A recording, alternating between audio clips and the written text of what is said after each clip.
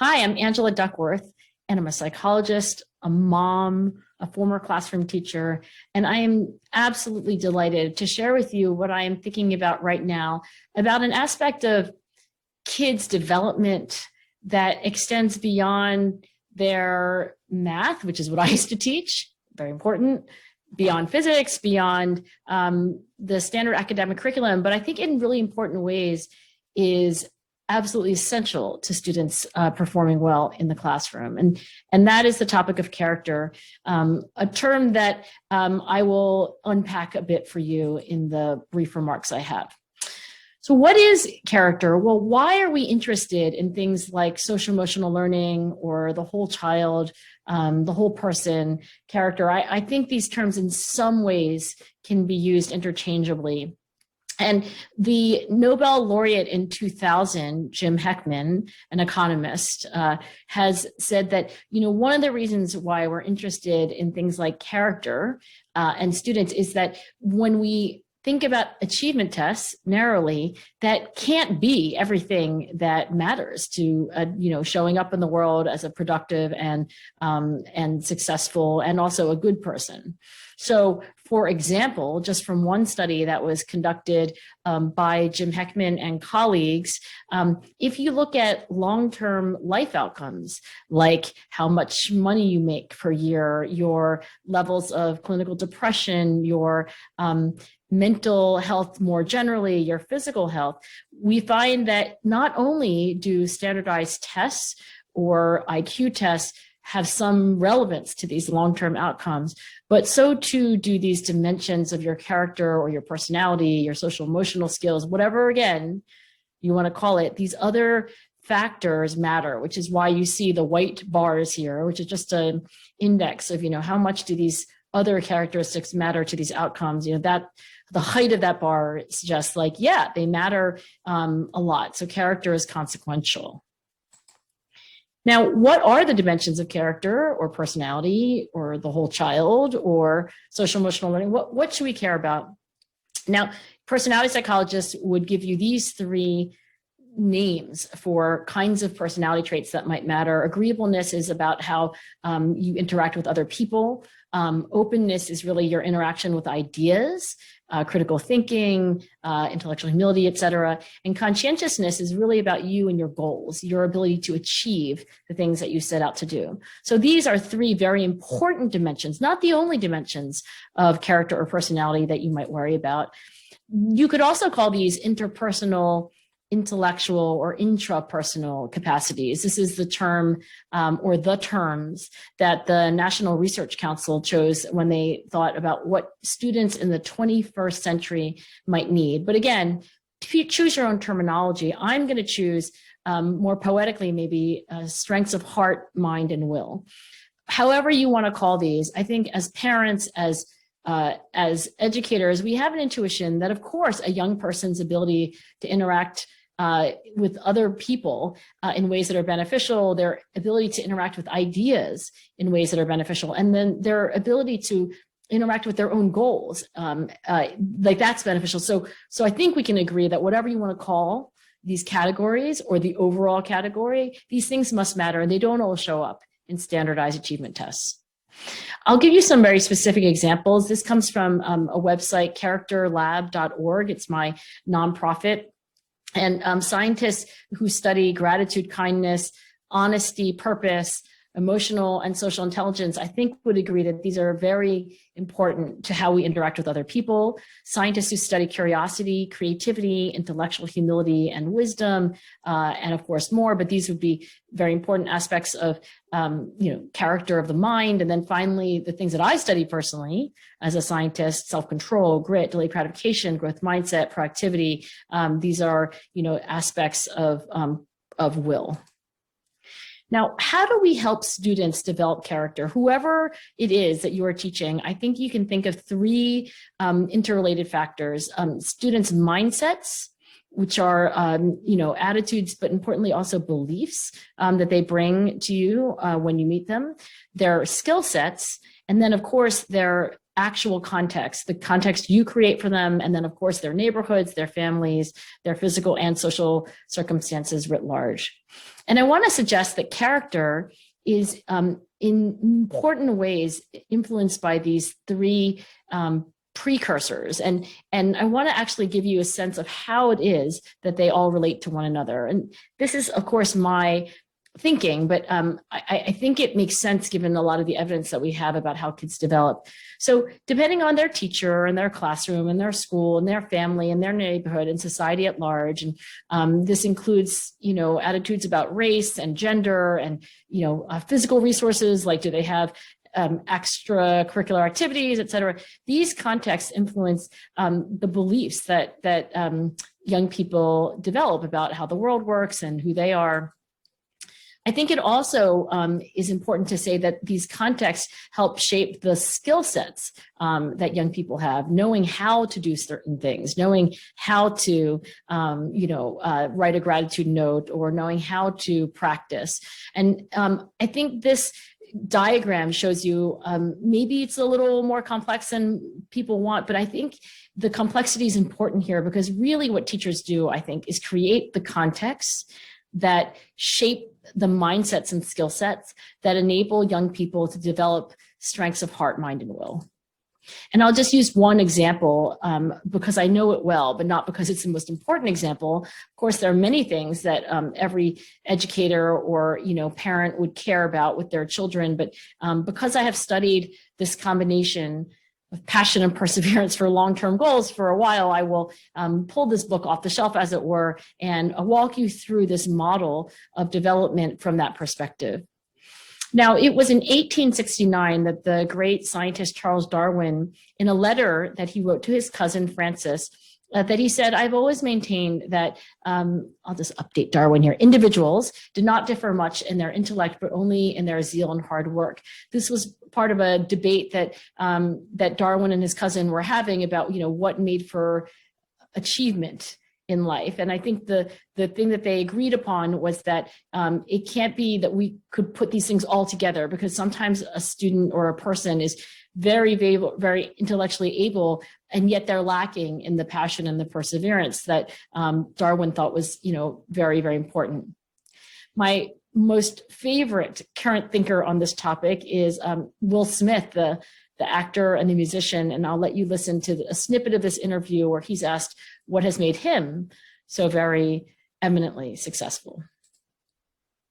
The only thing that I see that is distinctly different about me is I'm not afraid to die on a treadmill, right?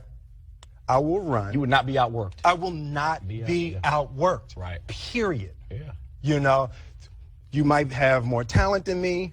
You might be smarter than me. You might be sexier than me. You might be all of those things. You got it on me in 9 categories. But if we get on the treadmill together, right, there's 2 things. You're getting off first, or I'm going to die. It's really that simple.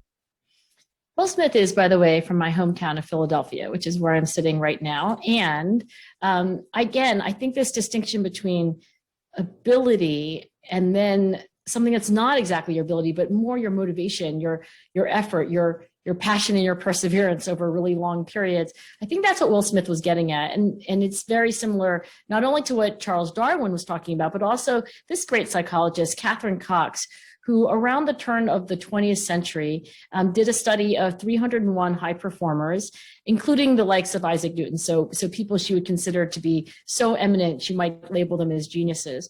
And she actually had access to their diaries and their notes and their handwritten correspondence. And her conclusion was that in addition to ability, these remarkable people had, quote, the tendency not to abandon tasks from mere changeability, not seeking something fresh because of novelty, not always looking for a change, and, quote, the tendency not to abandon tasks in the face of obstacles, perseverance, tenacity, doggedness. So this just gives you a sense of what grit is.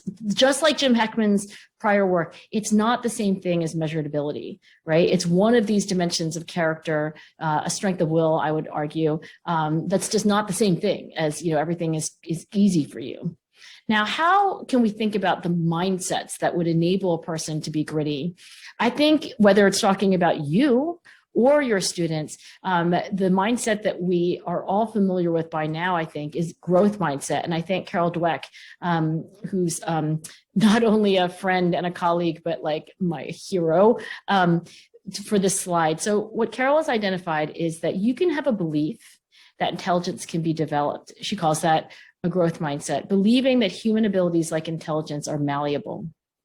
Alternatively, you could have another belief, the opposite belief. A fixed mindset is the belief that abilities like intelligence are not malleable, that they are what they are, that they are. You're a math person, or you're not a math person. You're a physics person, or you're not a physics person. You're an athlete, or you're not a natural athlete.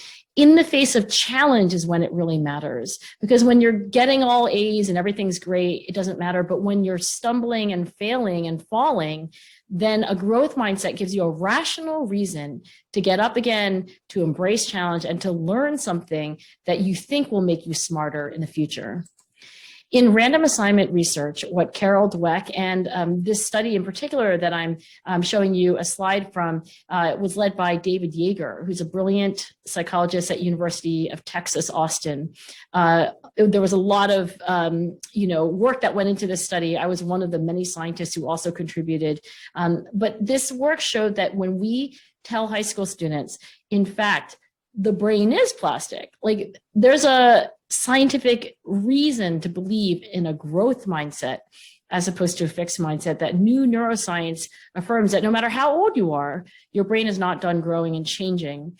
That this inclines people toward more of a growth mindset, and that in this study ended up paying off in terms of higher report card grades for students at the end of the year, particularly when they came from schools that really supported a kind of challenge-seeking culture. And I want to say that in terms of grit, I have found in longitudinal research that the more a student has a growth mindset, the more I can predict that they will grow in grit. The more they grow in grit, I can then predict that they will grow in growth mindset, et cetera. And as a former math teacher myself, I will tell you, I've seen over and over again this virtuous cycle. A student develops a little bit of confidence, they take a few more risks, they try a little harder, they stay a little longer, in an extra session of work. That grit pays off in some kind of mastery or achievement, which just strengthens their confidence. And I think the question is, how do we go from vicious cycles where you have deficits on these things to virtuous cycles? And, just a flash of the data on this. I know it's not a pretty slide. I do think that's what teachers can do. They can create the context in which we can kickstart a cycle towards a growth mindset and grit. I said that character, in my view, is not just the beliefs that you carry around, but it's also encouraged by certain skill sets, knowing how to do certain things, right? And I think one of the most important skill sets that all young people need to learn is this kind of meta skill set, which is knowing how to practice anything, right? I don't think anybody's born knowing the best way to study or to practice, to do well in an algebra class or a physics class, or, to learn to play tennis, any of these things that require repetition and practice. There are better ways and worse ways.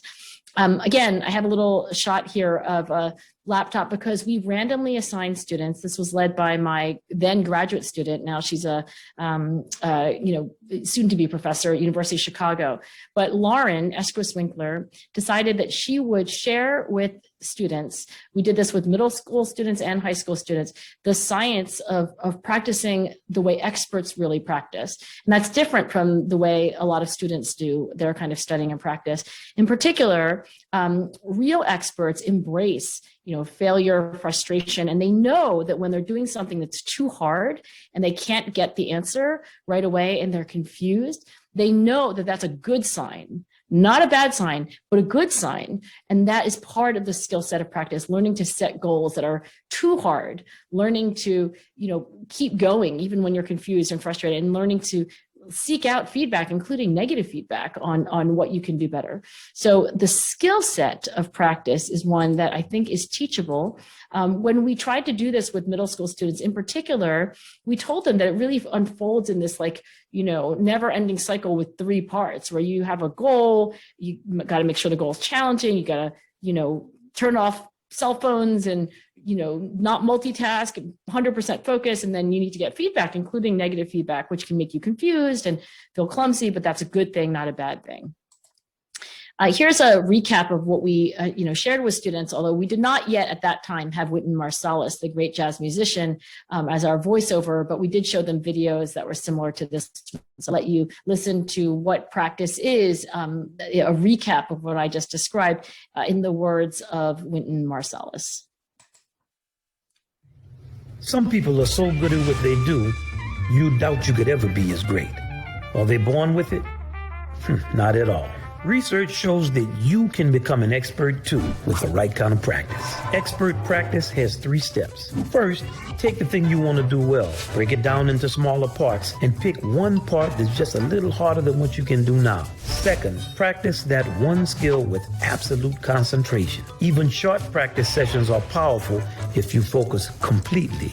Third, seek feedback on your performance and reflect on that feedback. Now, expert practice is not always easy, but as you perfect many small skills, you begin to see how the whole improves to create dazzling mastery. Great musicians, doctors, writers, and athletes all use expert practice. They use it as students too. You can become great at whatever you envision. What will you choose to master? And if you would like that video to share with your students, just go to characterlab.org. Everything is free. It's a nonprofit, and go to the Grit Playbook. So in this slide, I show you what it looked like in the experiment where we asked middle school students who had either seen and learned about expert practice or a control condition. We allowed them to do actual deliberate practice in math in particular. So we kind of hacked Khan Academy, and we made a version of Khan Academy that really put you in this zone of improvement that was hard, the way experts do. And if you look at the gray screens, those are students who are doing the math. And if you look at the colored screens, those are the students who are able to do on that particular day anything else they wanted to do in the computer lab. So the one day, I think in history, that the computer tech team allowed the firewalls for the school to come down and for students to go on ESPN.com, et cetera. So the question was, how much practice do students do once they're exposed to the science of how experts practice? And we found that in general, for the control group, there was less and less desire over 3 consecutive periods to do practice of the kind that I described compared to just, having fun other places on the internet. And here's the treatment group. So here are the students who learned about how science has discovered that experts practice.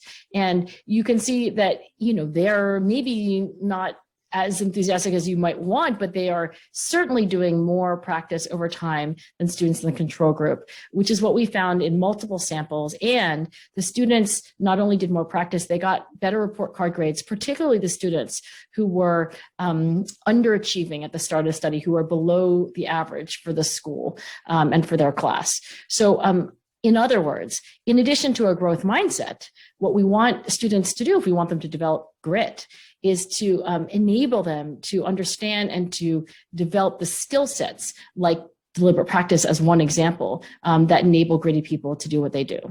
So that's one example of a mindset, growth mindset, one example of a skill set, practicing. And I want to bring it back to context, because this is what teachers really, really do. We create contexts in which these mindsets and these skill sets are able to flourish. There's a study that I did with a psychologist named Annie Park, who's again now a professor, was at that point working in my lab. And she asked students at various schools to say something about the culture of their schools. And she asked them to, in the beginning of the school year, remark on whether, for example, in their school, making mistakes was okay, as long as you're learning. And what we found in our joint work is that the more students answered questions about growth-oriented school culture affirmatively, the more those students increased in their grit, which then translated into increases in their report card grades. And again, I think for all of us on this, the question is what is the culture of the classroom that we are creating? Does it signal to students that growth mindset is correct and is valid, and it's you can think about getting smarter? if we do that, I think we can see the payoff in the way that we did in this study. And of course, the same for skill sets, though I don't have a study directly on that to show you. So in sum, I think that character strengths like grit, but also gratitude, kindness, curiosity, all the things that we want young people to develop, they depend on adaptive mindsets, beliefs and attitudes that students bring to the world, and also their skill sets, which they develop. And I think that the context of schools and classrooms is a very, very important place in which these things can grow. And I want to complicate things just a little bit, but just by saying that, it's also important to realize that, your job is twofold, because also you have a responsibility to create a context in which whatever character strengths they have at the moment, this kid's really kind, this kid's really curious, this kid's got a lot of, humor or humility, that it's in those contexts that you create that they're able to even express or show their behavior. So there's a kind of twofold responsibility of teachers, one to help students develop character, another one to create contexts in which they're able to express their character. And just as an illustration of this, the study that I showed you before, led by David Yeager and Carol Dweck, and including a large cast of other scientists, one of the most important findings was this one, which is when you look at the aqua bars in this graph, this is the effect of the mindset intervention on GPA in supportive schools, meaning that the schools were supportive of, challenge seeking as a cultural norm. The red bars, which are in general lower, especially for lower achieving schools, these were the effects, still beneficial, but less so when the school culture was not supportive of challenge seeking and so forth. So again, not only important to create contexts in which mindsets and skill sets develop, but also just where you can even express the strengths that you do have as a student.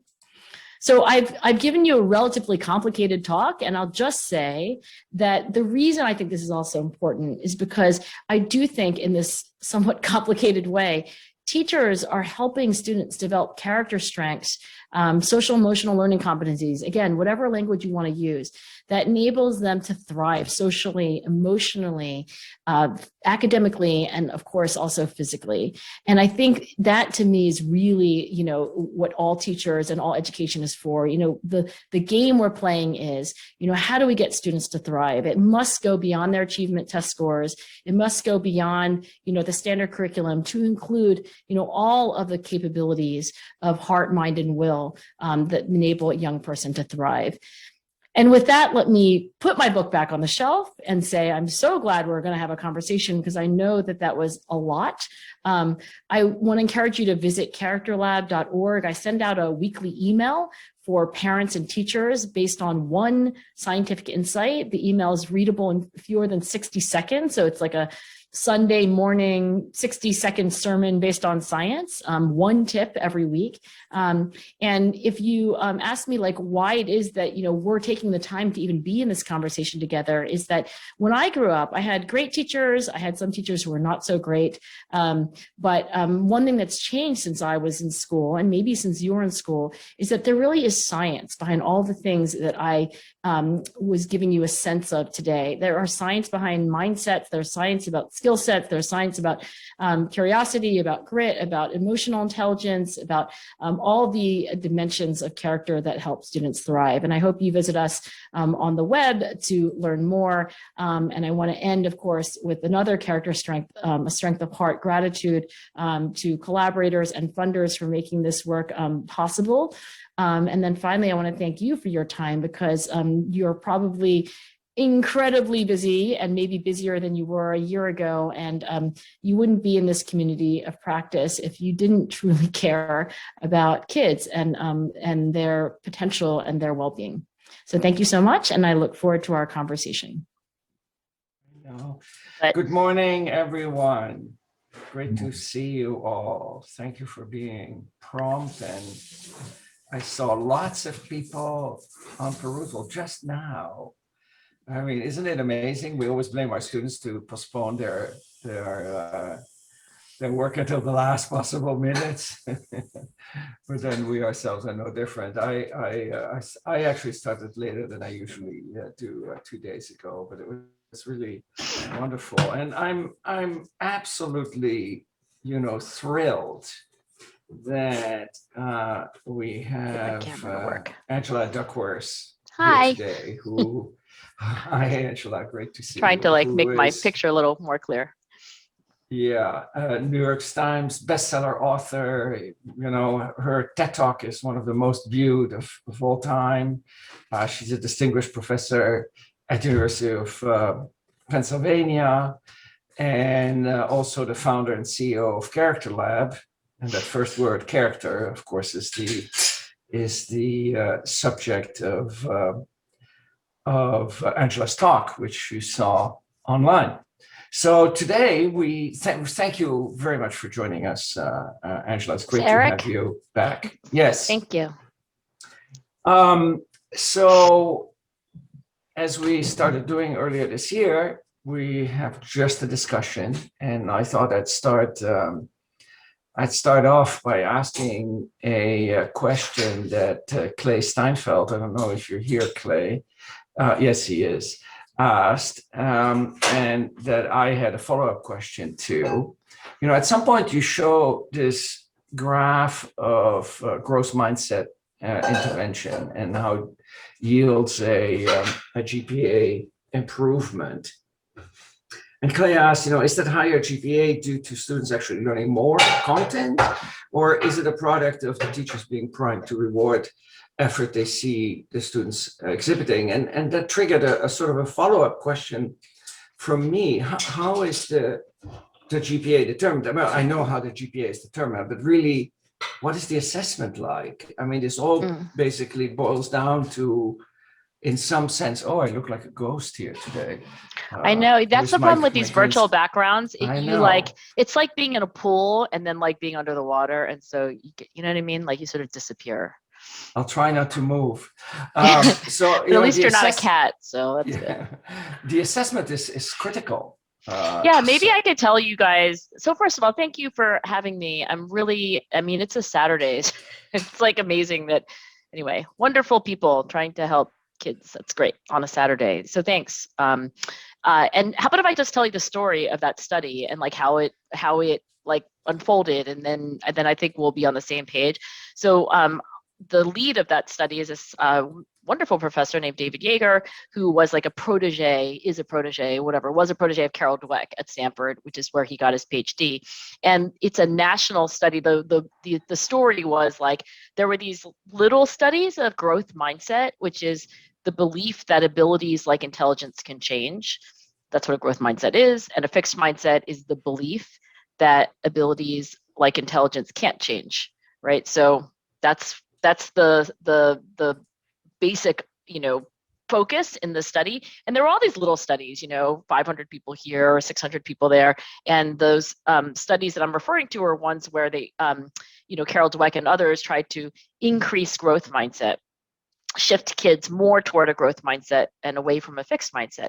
And a lot of these studies were successful, but the question was, is it really true? But also the reason why it was a national study is, and I think this will really resonate with us all, is that the idea from the very beginning was that schools are different from each other, teachers are different from each other. And so is a growth mindset, kind of the same in all schools and in all classrooms, or does the context really matter a lot? And that's why it had to be national, so that you had schools all over the country, and then teachers that were really different, not just like all the teachers in one school, for example, where like there would be more similarity.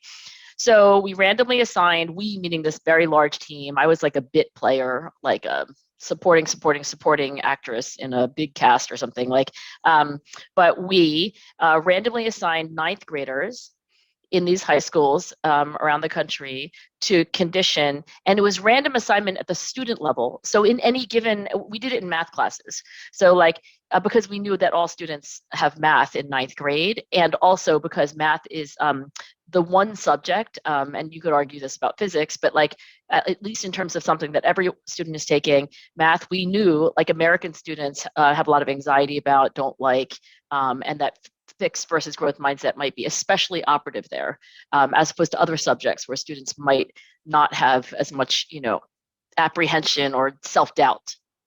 So randomly assigning kids at the individual level means that in any given math class, half of the kids at random in that same class with the same teacher in the same school, like that half of the kids in that class are in one condition, half the kids in the other. In the intervention, kids go to their computer lab, this is pre-pandemic, and they sit down at a computer, and really actually at the moment that they sit down, that's like when they would get randomly assigned, I think is how we programmed it. So there's a sort of virtual flip of a coin. You sit down and then you either go through a growth mindset activity, or there was a placebo control, which is like you learn about the brain, but you don't really learn about plasticity, which was the heart of the intervention, was to teach kids that the brain is changeable, and that like modern neuroscience, shows that's true. And this is why when you experience something like frustration or confusion, you shouldn't think like, oh, I've reached my limit, I'm dumb, like I'll never learn this. You should have a different, psychologists call it an appraisal, like a way that you make meaning of what's going on. You're like, I'm like frustrated. That means it's hard. That means I'm learning, right? So it was like, frankly, it was like a multi-part thing. It's basically like 50 years of psychological research all shoved into 20 minutes, because we used social norms, we used exemplars, we used like persuasion techniques. I mean, really, like all these psychologists were like, how do we make the most effective one class period long intervention? There was like a booster follow-up, but essentially it was like 2 really short things. I think the whole thing end to end was like fewer than 60 minutes cumulatively. So there's the experimental group, there's the control group, and the kids are, then that all happened in the early, I think it was like October or late September of the school year in 9th grade, right? So now you've got half the kids in any given math classroom in the growth mindset condition, half the kids like in a placebo control. Then we followed up the students at the end of the academic year, and we got their transcripts from their schools. And the finding, as you said, Eric, is that there is a, by the way, small. It's like it's true, but it's really small. I mean, I don't want to overplay this either. I think there are lots of things that educators have to think about. And also, I don't think like 20 or 60-minute interventions are like miracle cures. I think they just demonstrate the sort of thing that you want to become pervasive in a culture. So it was more like a demonstration that we can move report card grades by a little bit. And the finding that you had alluded to, Eric, and I think is the most important finding of the whole study, is that the benefit of going through this growth mindset intervention, learning that the brain is plastic and that, frustration doesn't mean you're stupid, et cetera, was larger in certain kinds of schools than others. So which schools was it most effective in? The schools where there was like a cultural norm of challenge seeking, which I can tell you how we measured that. And also like it depended a little bit on academic achievement, a little bit on like, it wasn't like the kids at the very, very top actually improved all that much, but the kids where the school was, like in the middle of the bell curve in terms of like the academic performance of the whole school. That's a little less interesting than the challenge seeking thing. But the point is that I think when we talk about things like growth mindset, the take home of this study is that it's not just about the individual student and their beliefs. It's also the culture and the context, which can be either very supportive of like, you can try harder, like, things, or it can be like planting a seed in dry ground, right? Like the seed's great, the student's awesome, but the ground is the school. And if the school doesn't support any of the things that the student has in their head like that, the student's not going to grow. In new data that has not yet been published and it's still under review, we look at teachers' mindsets. I wonder if I can say this. I think I can say this, but I'll just say like the gist of it is that the teacher mindsets really matter. So for example, if you're a kid who randomly got assigned to learn about growth mindset, the brain is plastic, et cetera, and your teacher has more of a growth mindset about abilities like intelligence, then you will benefit more also. So it's all pointing to, yeah, individual mindsets matter. I think kids ought to be helped to develop adaptive and accurate beliefs. And really importantly, like schools and teachers as the context, like the ecosystems in which the kids live, matter enormously. Right. Well, that's wonderful. What you said about the growth mindset and teachers matters a lot. I mean, I find the same thing with attitudes towards active learning and teaching by questioning. I mean, there was an instrument that was developed by, I think, the author Strickwells, called Attitudes Towards Learning. I'm not 100% sure. And he only used it on teachers, but I found it's equally important to see what students' attitudes towards learning is. So it takes two to tango. It's both and, right? It's both and. I think like in this like dialogue that's now going on about social emotional learning, which, by the way, I use the word character synonymously with that. I started collaborating with these educators who said, like, let's call it character. And I was like, okay, I didn't think too hard about it, but I use it pretty much synonymously. And Eric, I think it's both and. Like in this debate, I think legitimately people are like, oh, why are you only talking about the student? It's not just their job, right? Like, what about the job of the adults, right? And it's both and. I think we need to obviously help individual students like develop adaptive mindsets and strategies, and, you know, and the school culture and the I say to you, you know how these interventions really work? When you go through a growth mindset intervention, you don't like come out on the other end like with this like ironclad belief that like intelligence can change. What you come out on the other end with is a suspicion that intelligence can change, a hypothesis, right? So when you go through this whole thing, at the end you're like, you know, maybe I can get smarter. I mean, I'm not 100% sure, but like, wow, maybe I can get smarter. Now, when you put that kid into an environment where like their teachers ask them questions, they're respected, like they have some small wins, like they take a few risks, they raise their hand, you know, they realize it's okay to make a mistake, that hypothesis gets confirmed, right? And stronger. But it's not like these mindset interventions just like brainwash the kids and like then they like, and I think that's the fragility of these things is partly because if you can plant a seed in mixing metaphors here, if you can give the kids a hypothesis, like then you have to confirm that hypothesis through experience. Because if they have 3 experiences where like they're like, no, I'm dumb, or everyone else thinks I'm dumb, like then there's obviously going to be no benefit. Right. So I forgot to say at the beginning, please raise your hand if you have a question. I see that I didn't have to do that because people have already raised their question. Remember that in the new version, the latest version of Zoom, you no longer raise your hand at the bottom of the participant list. You have to click the reactions button and then it says I did not know that. Okay. Yes, they moved it around. They moved it around. That's so great. I have 4 hands are shooting up. Fantastic. So Isa and then Robert.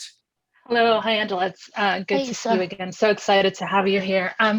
So my question, it's kind of 2 parts. So one, I'm asking this from your perspective as a classroom teacher. So we have these proofs of concept, and you know, it's the educator's role to modify the context to increase the probability that a student will have an experience that will reinforce, you know, these ideas that are valuable and promote learning. But I mean, educators have so many things they have to do for, you know, other reasons other than like the students in the seat. So you mentioned the myth of achievement tests. How do you, or how would an educator grapple with all the different demands? This term achievement tests are still a reality. Like, how do we think of ways to infuse these proofs of concept in what we're already doing without having like a completely different curriculum, number one? And then number 2, having a tough time formulating this question, but you talked about David Yeager's work and seeking a challenge seeking culture. I'm thinking about the culture in terms of like, you know, the greatest whole or the web of meaning, and that is physics or science, and what elements of this culture that are so difficult to pinpoint are detrimental to our students' learning and shape the attitudes of our students in a way that interferes with their development of identity and these, you know, character development as a scientist, seeing themselves embedded in this world as capable, agentic students. So that is, I think, 2 questions, both like really good ones and both like huge ones. So let me just say briefly and inadequately, the first thing you're saying is like, how do teachers great, growth mindset, great. Like also all the other things, gratitude, great. Like all the other things, it's like, how the heck am I going to like somehow teach physics and, help, students now develop a whole suite of other things that, I mean, gravity's hard enough, right? Like, it's like, so, okay. So I was sitting next to the superintendent in Orange County, Florida. It's like the 9th biggest school district in the country. I think something like that. It's huge. And Dr. Jenkins, who I guess has a first name, but everyone calls her Dr. Jenkins. Anyway, Dr. Jenkins, and certainly to me, Dr. Jenkins, I said, I was like, if you were my boss and I just worked for you, like, what would you tell me to do for these students in Orange County? And she said, I would say, don't give me one more thing. She was like, we are working.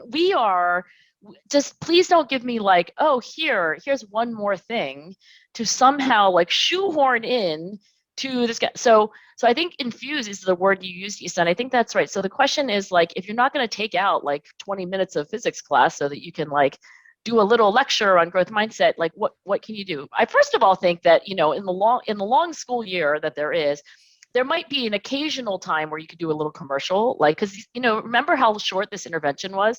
It doesn't take you like 19 hours to explain to the students that, hey, by the way, new neuroscience is showing that the brain is plastic, not fixed, right? I mean, you don't want to spend 19 hours doing that. You could have a little 5-minute commercial on that, and plenty of things to Google and find, like, on David Yeager's website, on Character Lab. Character Lab actually has all these like really short things where you can just like literally email it to your student or like copy and paste it. We're making PowerPoint so teachers know it.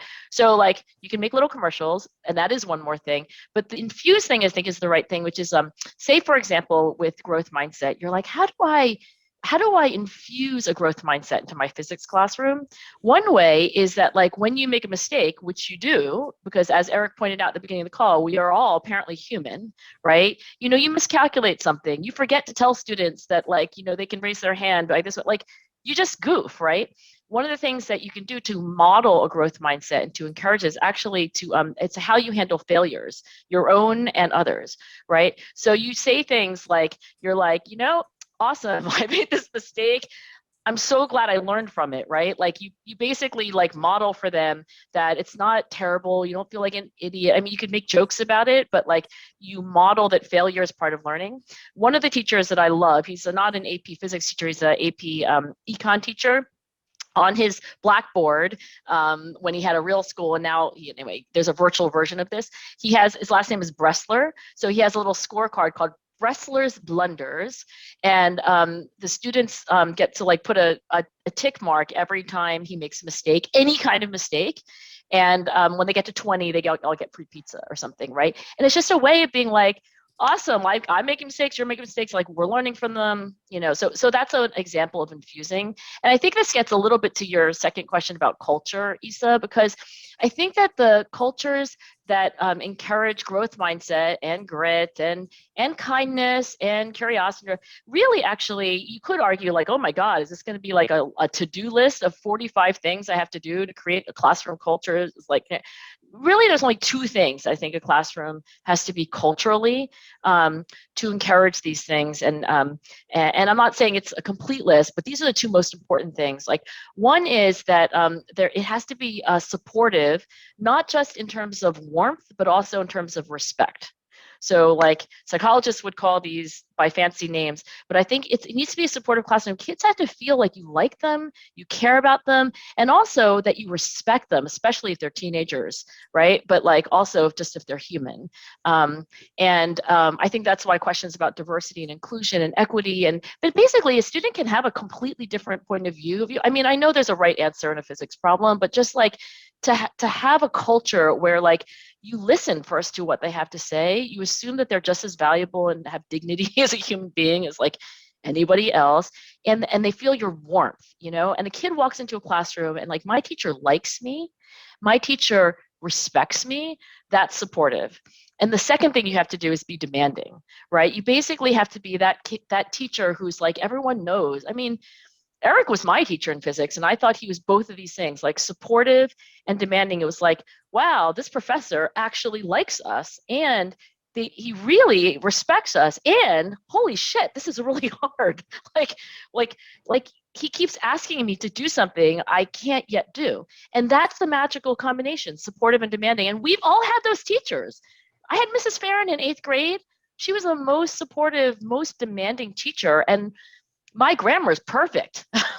Like I learned so much about grammar in her classroom. So culturally, we have to, in ways that are probably not like, oh, here's your curriculum, but more like we model, we have these little things, it becomes part of practice. We communicate those two things. And I think when you have a supportive and demanding classroom, things like growth mindset, things like self-efficacy, things like kindness, things like teamwork kind of grow in that very fertile soil. Thank you. Thank you, Angela. So, Robert Krakel, and maybe briefly for the sake of everybody, but especially our guest, Angela, introduce yourself and say where you're teaching. Hey, so I'm Rob. I'm a physics teacher in New York, and I'm finishing my doctorate up at Stony Brook. And one of the questions, I mean, there's a million of them, but kind of condense it because I'd like to hear your thoughts. Right, is the idea of like the sort of cultural reproduction that you're discussing, that it's kind of all inclusive. And one of the things that you mentioned, and I think Issa touched on it, is kind of the idea of the teacher growth as well, especially like physics teacher growth and the implementation of NGSS and all this, COVID hitting and hybrid teaching and that, and how you might think, or one of the things that you've maybe come across is how to get some of our colleagues to kind of buy into the program and to grow, right? To say like, okay, I can do the hybrid, or I can do the NGSS, or I can do this. Not I'm 5 years from retirement, I can sort of check out. You're all here on Saturday morning, right? So it's like, it's not even preaching to the converted, it's like preaching to the preachers, I guess, right? Like, and then the question might be like, how do we preach more effectively to our colleagues, right? If that's sort of like, that is actually what Carol Dweck and David Yeager and their, supporting cast are now working on. They're like, okay, we did these random assignment studies at the student level. We learned a lot about how important the teacher and the school is. I guess we have to change the teachers and the schools.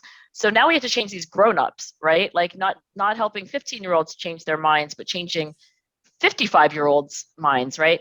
I don't think they know yet how to do that. And I think it's actually harder. I had these friends or colleagues, they study little kids, right? They're developmental psychologists, and they study like 4-year-olds, right? And I was like, what's one thing you've learned from like spending your whole life studying like executive function in 4-year-olds and how to improve it? And they're like, what we learned is, even though the brain is plastic, its whole life course, we'd rather be changing 4-year-olds than changing 54-year-olds. Are just so much easier to change.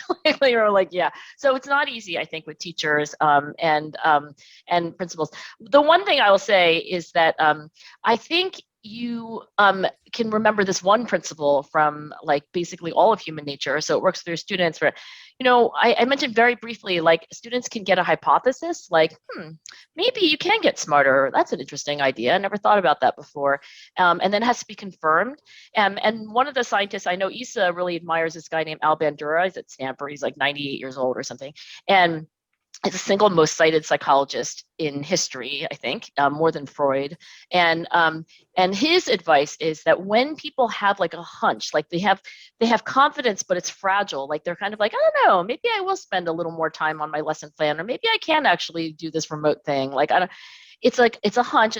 And the thing that they really need is confirmation evidence. So they need small wins. So he has other words for it, like mastery experiences or whatever. So when a teacher is like, at least given the hypothesis that maybe my teaching can be as effective in this remote situation as maybe then that has to be confirmed in some way. They need to actually do something to be effective. And then if you ask Al Bandura, like, well, how do you do that? Usually it's like helping the person identify something which is small enough that they're going to win at it, right? And parents do this all the time. You know, you break down something that's really hard into something, and you kind of like strategically make sure that the next step is like that they're going to. So like if you're trying to get teachers to use breakout rooms, you have to make sure that like the first time they use breakout rooms, it's like they have enough support and they get enough feedback that like it's a win. And then they're like, oh, wow, I tried something new with my teaching. Like I sent students to breakout rooms and I did it in this way. And like, wow, students all like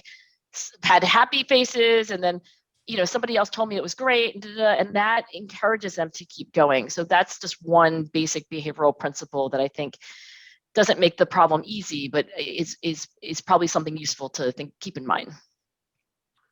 Awesome, thanks. Thank you. So Cecilia Negorescu, you have had your hand up patiently there. Yes, thank you very much. I'm Cecilia, and I'm a high school teacher in Amsterdam in the Netherlands. And I am in finishing my studies of becoming also a growth mindset educational coach. And now coming back, I really enjoyed your presentation, by the way. But you mentioned there very nicely, give feedback and reflect, or at least being in the shoes of a student would be nice to seek some feedback and reflection by the end of a practice. My question is, as a teacher, once that you're dealing with a class of 25 kids, how often would, from your point of view, would be preferable to give some feedback? Daily, weekly, how do you see that? So feedback on anything, or like feedback on something in particular?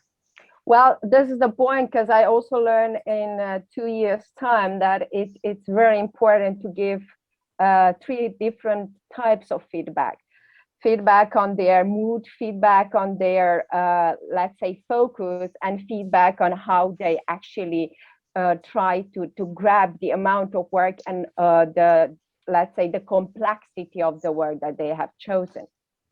Okay, so let me give a general answer to this, which is like feedback. So there's a science of learning, and you know, what does it say? Well, it says a few things, but one of the things that is pretty incontrovertible and pretty intuitive to all of you, I'm sure, is that you really can't learn anything without feedback. I mean, like, you know, if you need to give an example to your students, it's like, imagine you're trying to get better at foul shot shooting, right? And, you know, every time you shoot the basket, you can't see whether it goes in or not. It's like, you will not get any better at foul shot shooting. You'll just be exactly where you were, you know, at the beginning. So feedback is important for literally everything, right? And sometimes feedback can be misleading, but feedback is essential. And then, and most cognitive scientists would say that in general, as a rule, and there's always exceptions, but as a rule, immediate feedback is better than delayed feedback, right? So then the question is like, okay, it sounds like my job as a teacher is, for whatever I'm asking students to improve on, in general, and there are some exceptions, like immediate and constant feedback is better, right? You wouldn't want to say like, oh, I get it. So then 1 out of every 7 times you take a shot, I'll tell you whether it got in, right? You always want that. I think it's really more of an engineering challenge. Like, all right, that's what we're supposed to do. How in my classroom of 25, 35, 39 kids, like, how do I do that? I think this is one reason why there are like 2 things that a teacher could do structurally that would just make it more like possible for more kids to get more frequent feedback. One is technology, right? Like that is, I think, one of the big things of technology. It's like, you know, you're on a program and it's like, oh yeah, you don't have to wait 7 days for me to tell you what the answer is because I had to, but right. So technology. And the second thing is team, like the kind of peer instruction that, you know, Eric's doing in his course, and that some of my favorite teachers are doing, because when you pair, you know, I have this feeling all the time when I'm lecturing in my undergraduate class, when I'm talking, 124 students are listening, right? That means that like one person's talking, 124. If I'm giving feedback to Veronica, I'm giving feedback to one person, 123 students are more or less waiting around, right? When you do things in teams or in pairs, then it's like 50% of the kids are talking to each other, like, getting feedback from it. So there is something about like making it not, I mean, Eric is the one who flipped the classroom first. Yes. But I think that's one of the reasons why, is that among other things, most things that work for multiple reasons. And I think flipped classrooms work for multiple reasons. But one of them is that students are giving each other feedback, and it's much more effective for lots of reasons. But one of the reasons is that it's just like more, like there's just like more feedback happening. Thank you. Clear. Great. Thank you, Cecilia, for the question, Angela, for the great response. Jennifer, you're up next. Hi, I'm Jen Mosher. I live in Philly too, and I teach high school physics at Moorestown Friends School in New Jersey. Oh yeah, I grew up in Cherry Hill. Okay, so yeah, right down the street. Yeah.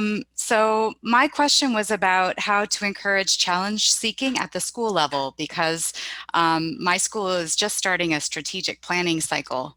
And so are there particular things that schools can do? Yeah, and I'll tell you about that growth mindset study and how we measured challenge seeking. So in the same study, all the kids in the placebo control and also in the intervention condition, they had this make a math worksheet exercise, and you can imagine how your students would do on such a task. So we gave them all kinds of like math problems, and they were marked easy, medium, hard, and then they were kind of in the 9th grade curriculum, like sort of easy, medium, and hard. And they were just asked, like, why don't you make your own math worksheet? Like, and you could just like, put these things together, and then you're going to do the math worksheet. Right. And challenge seeking was the proportion of harder problems that students voluntarily decided to make when they made their own math worksheet. Then we were like, okay, just kidding. You don't have to do the math worksheet because we ran out of time. But like, that was the task. Right. So you can imagine in your class, if you had students with like easy, medium, and hard problems, would they want to do the easy ones that they would probably get all right? Would they want to do the medium ones where they'd get most of them right? Or do you think they would want like hard ones? I mean, not impossible ones, but like hard ones that would really like challenging, good possibility that they get things wrong. So I think what you're aiming for is a culture where there is an appetite for challenge, right? It's like so then the question is, how do you do that? And it gets a little bit back to Isa's thing, but I'll tell you about a study. So I did a study where we surveyed kids at the very beginning of the school year on culture. And there were two kinds of questions. One is about a culture of basically performance, right? Like, in this school, like the smartest kids are treated better. Like, it's really important to show like how smart you are. Teachers like the kids better who like get everything right. That kind of question. There were other questions that were really, it's really more about growth mindset. That's another way of thinking about like in this school, making mistakes is okay as long as you're learning. In this school, like, teachers really believe like all kids can learn. So you can think of it in a way as sort of a fixed versus a growth mindset culture. You can use other words, but those were the kinds of questions. And what we found is that if you have a school culture, or students feel like the culture is more of a kind of like learning is great, everybody can learn, people make mistakes, it's terrific, like that led to measurable increases in this case, it was a grit study, so increases in grit, and that actually led to increases in grade points average according to school records. So I think the take home here is, can you create a school that emphasizes learning and mistake making as a means of learning? And here's what not to do, which I see in a lot of schools, including, I'm sorry to say, I guess I shouldn't say, well, my own kid's school, right? So they have these like, I know this is recorded, but whatever. So like, they have these ceremonies, honestly. They're like, we're going to have an honor society like ceremony. And the smart kids are going to go on stage, and everybody else has to like watch them, and then we're all going to applaud for them. And then honestly, teachers get up and say these horrible things, like they just say things that like make everybody who's not on stage feel stupid and like worthless. And I'm like cringing in the back of the auditorium. I'm like, why would you do that? And honestly, do we really need to have this honor? I know my own daughter doesn't even want to be on stage. She's dying too. Like, nobody wants this. Like, why would you separate kids into the smart kids and the dumb kids? Like, and also, I don't even believe it's true. My own daughter, who is not on stage, the other one, I have two daughters, went to Harvard, and she's like, I'm trying to get her to take, Eric's class. And so interesting to me that she was never on stage. She was just like, I guess she wasn't smart enough. So I do think that there are sometimes these things that are probably not badly intentioned, but the collateral damage is there. And I think that sometimes we have gifted and talented programs. We have like honors. Another thing that the school does, they're like, oh, we're going to give a standing ovation to the kids who are like, who got this on their grades. And now we're going to give a standing ovation for it. And literally at the end, there's only like 2 kids who are not standing up.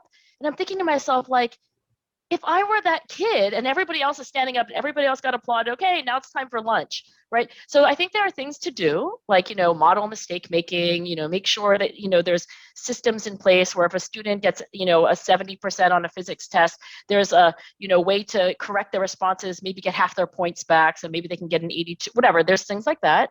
And there's things not to do. And I think one of the things is like not to shame kids, not to emphasize rank ordering of kids, and, not to signal that like some kids are gifted and talented and they're like destined for greatness and like the rest of you are not. So I think there are things to do and things not to do. So that raises a question in my mind, though. Aren't, maybe some of the standardized testing, and aren't they all in conflict with that? I mean, what do you think about standardized testing, Eric? I beg your pardon? What do you think about standardized testing? I know it's a big topic, so it's an unfair question, but what do you think about it? Yeah, well, first of all, we need to specify what we mean by standardized testing, right? Because there's a lot of different types of testing. I think that a lot of testing, for example, that's done, at the AP level in the sciences. I don't know about other disciplines. Admissions testing like SAT and ACT.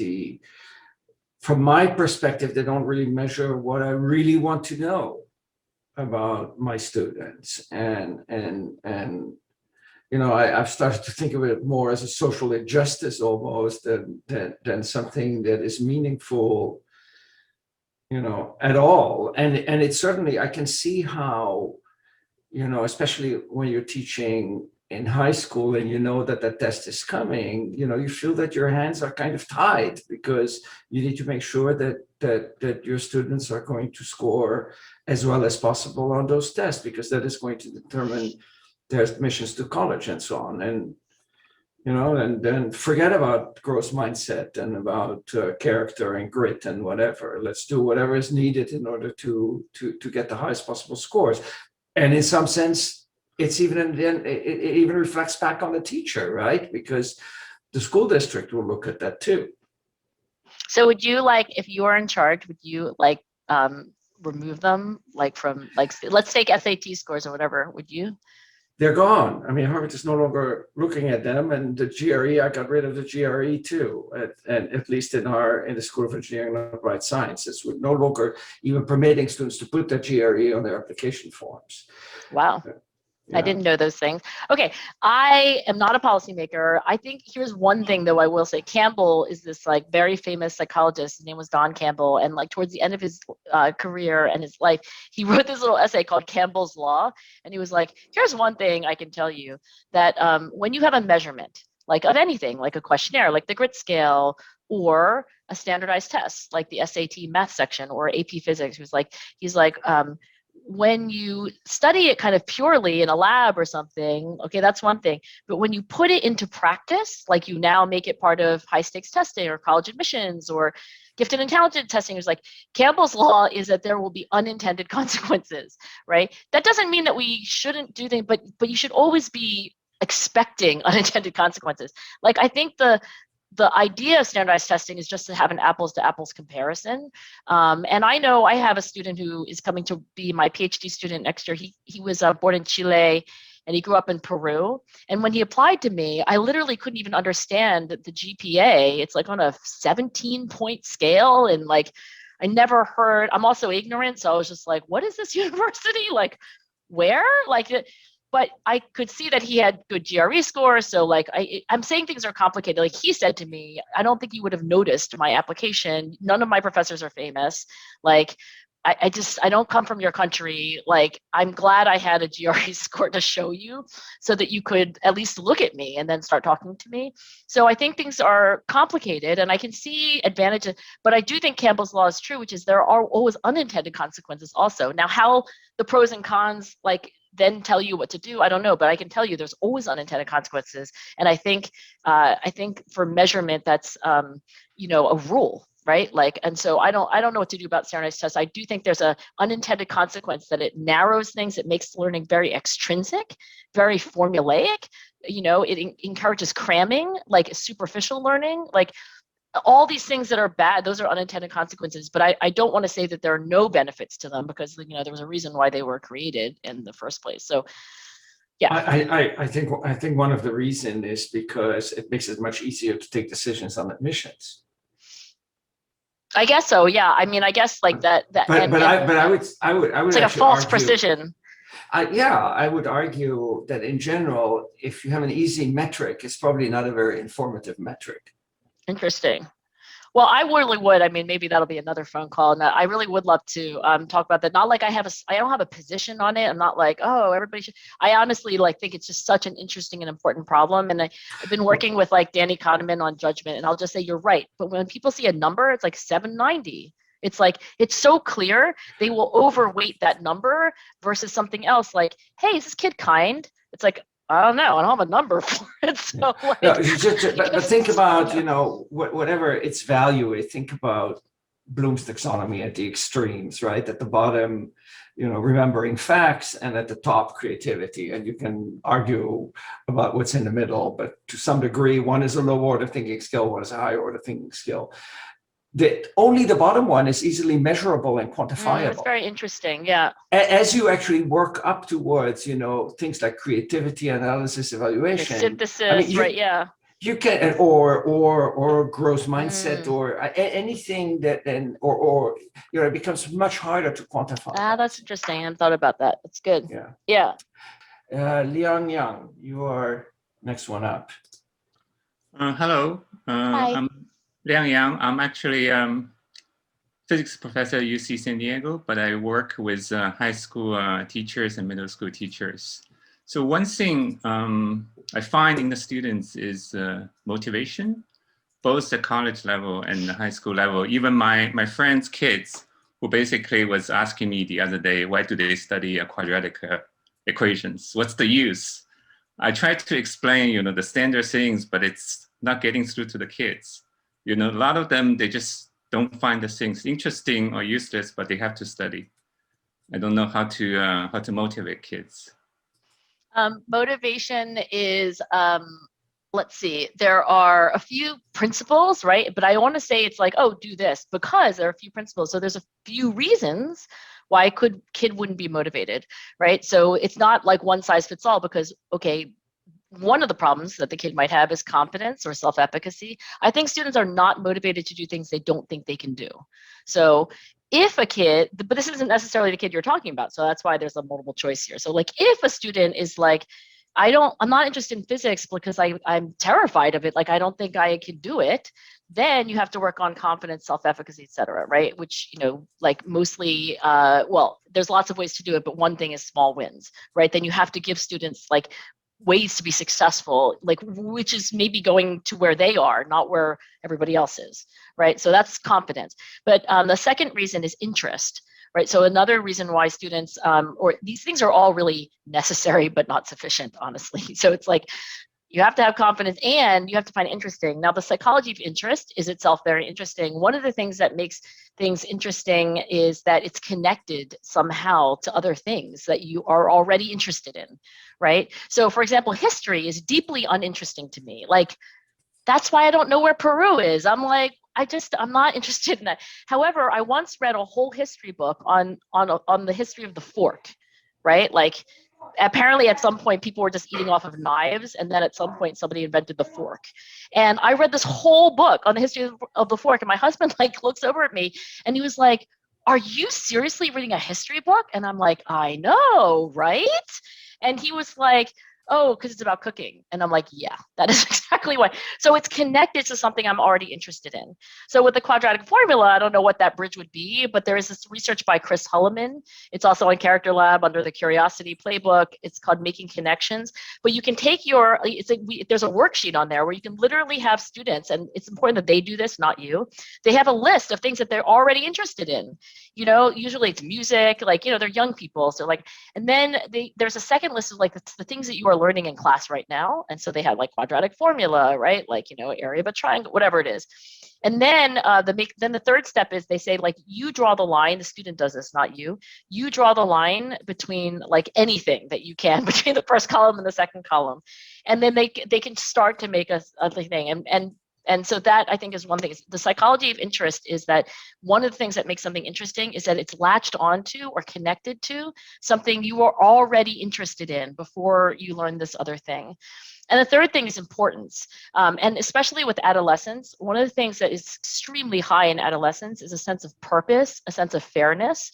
That's why I think a lot of the young people are leading the work on social justice and, things that like my own daughters are teaching me about how, like gender issues, sexuality issues, race, ethnicity, class, like when you're a teenager, you really care about those things and about being principled, et cetera.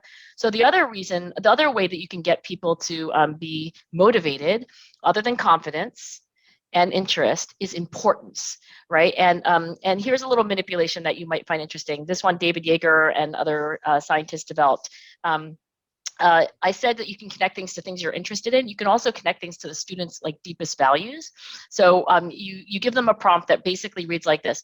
Think about the world and the ways in which you would like it to be different. Some people care about climate change. Some people care about racial justice. Some people care about poverty. Some people care about like whatever, penguins, like what do you care about, right? And then the student just like writes a little paragraph. They're like, spelling and grammar doesn't matter. And then they write things. And by the way, teenagers all care about something. And they really are very principled things usually, right? And then then very gently, you're like, that's maybe if you want to, you could think of how some things that you're learning in this class could help you solve that problem. It's very gentle. You can't be like, you should, just this little tilt. And that actually increased academic achievement and feelings of purpose and engagement, et cetera. So I guess the three principles I would say is confidence, interest, and importance. And there are these ways that you can use psychological principles. Like then when you now understand it and you're like, you know what, this kid's problem is not confidence, it's interest. This kid's thing is like not interest, it's important. And then you can start to use some of these little psychological strategies to help them. Thank you for that great question also. So we have about 9 minutes left. I just want to be aware of the time, and we have one hand up, so that's perfect. I think you have two hands up, right? Two? No, one was an applause. Oh, that's so true. Thank you, Cecilia. Okay, go ahead. So Maksuda Afros. So I teach in Houston Chavez High School. I teach IB physics. So there are here a few questions. So first of all, I just want to comment on the previous person's question. One way of going about it, which is, because again, I hear that all the time teaching physics. What's the use of learning about blah, blah, blah? What I've done, and which has helped, is just tell some of the kids very honestly, like most of them might not go into physics, right? They probably will not go into a physics major, but what they learn is the problem solving skills. And then I'll give them an example. Like, if you look at this problem, what have you done with it? Something real life. And then I can show I've broken it down, blah, blah, blah, blah, blah. And then you take the same idea for a physics or a math question for quadratic equations and say, just like you have taken these steps of breaking it down, that's what math helps you do. So now they've made that real world connection of not I'm learning a quadratic equation, but I'm actually learning problem solving skills for life. And that has really helped the kids get more motivated. Like, oh, okay, I can actually use math to help me problem solve, and which I can later on help in anything else. But right. I think that I would put that under the category of like importance. It's like, do you care about solving problems? Like, do you care about learning to do hard things? Okay, well then but it checks the box for them. It's like, oh, this is important. Maybe not super interesting. Maybe not but oh, it's important. Some relevance. Two questions for you. Question number one is, I know you said that standardized testing helps in terms of maybe finding those criteria. It's easy to check the box of being able to sort out students, but sometimes it does help what you said. Like, if, for example, I'm from Bangladesh, And I agree with you. If I didn't have a GRE score, they'd have no way of knowing what I did, right? But on the other hand, it definitely probably is detrimental because the school that I teach in, last year, a lot of my students who applied for MIT, Harvard, or anything, they just did not have the SAT scores, right? It's because the school does not necessarily have the critical thinking skills taught from an early on to score what they needed to on the SATs or they're doing so much in school. So what about that particular aspect of it, right? Where you have kids who've got the GPA, who've got the grit, who've got everything else, but it's literally that standardizing score. That's question number one. What do you think about that? And question number two is, you talked about the fact of these honor societies and everything. First of all, let me say, I agree with you with not labeling kids. Like I teach IB physics and I keep on saying like, I think there's something wrong with labeling because the kids feel entitled, the others feel I'm never going to reach that level, and it creates this really ugliness. Nobody's happy. It's bad. It's like lose. It's just bad. But shouldn't we have some way of celebrating achievements to make sure that kids feel like for every person, the most important thing is acknowledgement, right? Even when these big salaries come in, bonuses, people who are rich, they don't need more money. That bonus is just an acknowledgement, right? So shouldn't there be something somewhere in a way to celebrate those gains so that I can feel more confident that, okay, if I do this, I'm acknowledged and I can move forward? How would you do Well, that? you get to talk to Eric more than you get to talk to me, right? But I think I'm sure he has a better answer for it. But I guess since I only have 6 more minutes with you, I should speak. I think there's a Israeli psychologist who I just worship. His name is R.A. Kruglansky, and he has this theory that what everyone wants, what all human beings want, and what drives so much of our behavior is what he calls the need for significance, right? Like we want to feel like we are higher in esteem, status, or and it drives so much of our behavior. And I think you're right to kind of say but there is an instinct that young people and all of us have, right, to gain in the esteem and the recognition and the acceptance, of others. And by the way, his theory is that it's because we're primates. It's because we come from an evolutionary line of status animals. I mean, so it's just a big driver. So I think that's right. I think if there are ways to do it without it being a rank ordering zero-sum game between you and other kids, right? Which is maybe there could be more of an emphasis, and this is very Bloom, right? About like to celebrate your gains, not relative to the person next to you, but relative to yourself. Oh my gosh, it's so great. I took this video of what you could do at the beginning of 9th grade, and I took this video at the end of 9th grade. Look at these videos next to each other. What? Holy smokes. Can you believe you're the same person? And that is a way of celebrating significance without being oh, and you did better than Veronica. You know what I mean? So, because I think that is, I know that sounds like Pollyanna or whatever, but I think that's actually, I interview a lot of Olympic athletes, and obviously they care about how they do relative to other people. But 99% of the time, they are comparing themselves with themselves, right? Because that's the most useful comparison. So I guarantee you, they're not spending 99% of their time looking at other people. You can't concentrate on your own learning. So I would say the need for significance is profound, and you would want to do it that way. And then I guess the last thing I'll say, to this question you have about tests and so forth, and the pros and cons, and what would you do? What do you do about the kid who's got they have the ambition, they have a growth mindset, maybe they don't have the test scores, but they have grades. I'm involved in the Common Apps. The president and the CEO of Common App is a wonderful person named Jenny Ricard. She wants to revolutionize college admissions, and she is really, truly trying to figure out how can it be more holistic, super committed to making it more equitable. I honestly think she doesn't sleep at night because she's we have to make the system so that it increases equity, not decreases equity, which is an inadvertent consequence of some features of admissions.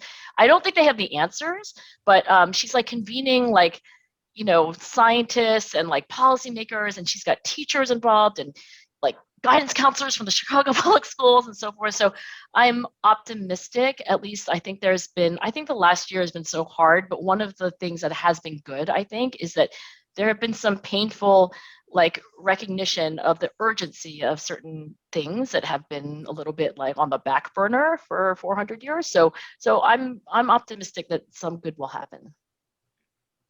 Thank you. Well, thank you so much, Angela. I think we've touched on so many interesting topics, and I really have to think hard about, I mean, in these past 5 or 6 years, I've started to think more and more about assessment. And I even have a talk with a rather provocative title, Assessment, the Silent Killer of Learning. And I sort of am realizing that it's very hard to change education unless you change assessment. And I think that changing assessment, given that there are so many stakeholders, from policymakers to school districts to academic institutions, you know, it's more difficult even than moving a mountain, so to speak. But I'll work on that with you. I would love to work on that with you. I mean, ideally, assessment is feedback without the inadvertent consequences that sometimes come with it. But like, I mean, students do need to assess themselves and learn like feedback. I'm all up, thumbs up on feedback. If we can figure, but I don't think there are any easy answers. Like, I would love to work on it though with you. We should work on that. Right. Well, no, there are no easy answers. And part of it is because, you know, if you have an easy answer, it's probably not a very meaningful answer. Easy metric, right? I mean, just think about, again, numerically rating accomplishment on the different levels of Bloom's taxonomy. Veronica, you have your hand up. It's 11:59. I mean, is it a question or a quick comment? No, but we'll go, well, yeah, anyway, let's let Veronica's, because I was, you know, I would love to. Okay, reason why I kept putting my hand up and down is because y'all was answering my questions. But so it didn't make sense to repeat it. I just got a comment.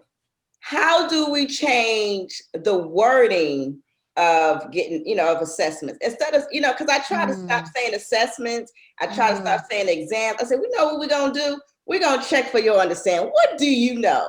How can I think if we change the word, kids to just be a little bit more comfortable. So that's what I'm putting out there. How can we change this word? Do you have the word, Veronica? What's the word? I use check for understanding. Check for understanding. I said, what do you understand? And I always say, you know what, today we're doing it. I try to get them hyped. And so I just say, we're going to check to see what you understand. I got to try to put a rhyme to it, you know. Yeah.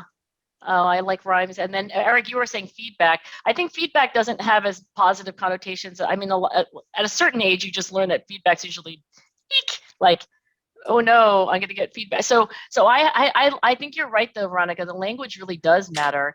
It carries so much, you know, like all of the karma of the word. You know, is it a negative word? Is it a positive word? Is it like, does it make me think of my own ego? Does it not make me? And I think feedback's probably better than assessment. Maybe check for understanding is better than feedback. And then I think we can keep thinking about that. I completely agree. Well, I'm sorry we're out of time. I wanted to say thank you because I'm going to think about everything that was said and all the questions for the rest of the day and longer than that. And you know, maybe there'll be another conversation in our future. Well, I'm sure everybody, certainly me, but I think I speak on behalf of all of us here that we'd be absolutely thrilled. So thank you so much, Angela. Thanks, for a fantastic discussion. Thank you all for coming. We don't yet have the date for our March speaker, but that will be announced pretty shortly. Okay, so thank you all. Sarah, and everyone else for making it possible. Have a wonderful Saturday, if Saturday is the time zone you're in. Okay. Yes. See you all. Bye-bye.